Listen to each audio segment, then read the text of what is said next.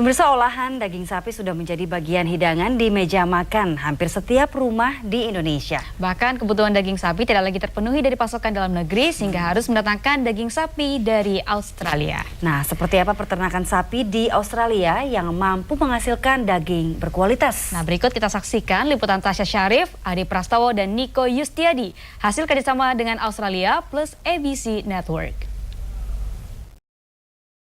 Dikenal dari Australia adalah ekspor sapinya ke sejumlah negara, termasuk Indonesia. Nah, seperti apa ya industri peternakan sapi di Australia?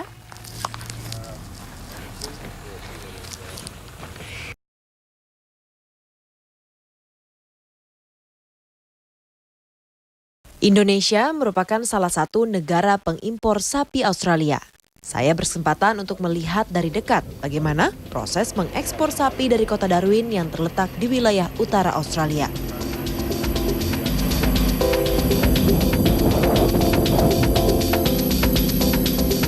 Dua jam waktu perjalanan ditempuh untuk sampai di peternakan sapi milik Markus, seorang warga Australia.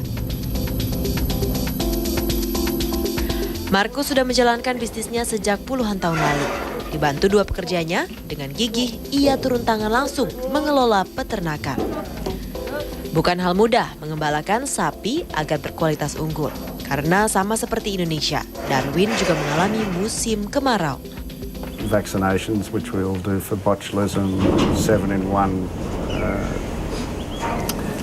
a few of the other diseases. So they're important, but the number one thing of course is for survival in the dry season is they've got to have protein. You've got to maintain body condition. Berbagai perawatan dan persyaratan harus dipenuhi agar sapi siap diekspor.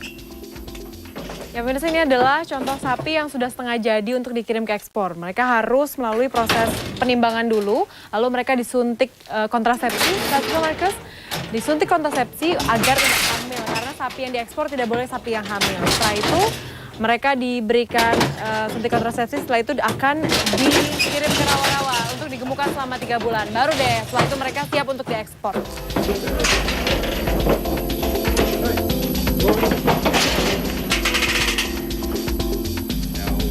Melalui perantara eksportir, sapi kemudian dikirim ke export yard untuk dipastikan sehat dan siap diekspor. We have to ensure that the cattle meet the health requirements for Indonesia, so that's very important. So there's a health protocol established between Australia and Indonesia for the importation.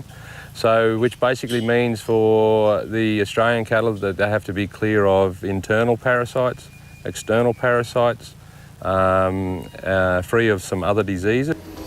Ternak kemudian siap diekspor ke Indonesia.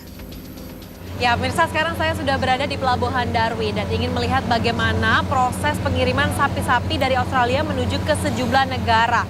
Tapi di sini harus mengenakan rompi dan juga helm. Nah, ini merupakan standar internasional jika kita berkunjung ke pelabuhan. Butuh waktu 5 hari untuk mengirimkan 4.000 ekor sapi ke Indonesia ini. Dana sebesar $5 juta disiapkan eksportir untuk mengirim, menyewa kapal, serta pakan ternak selama di perjalanan. Sejumlah persiapan harus dilakukan, mulai dari peternak yang menyiapkan sapi dengan kualitas unggul, lalu eksportir yang berperan sebagai perantara hingga distribusi yang tepat. Tentunya ini dilakukan agar sapi-sapi ini bisa diekspor menuju negara-negara yang membutuhkan. Dari Darwin, Australia, Tasya Syarif, Adi Prastowo, dan Niko Yustiadi melaporkan.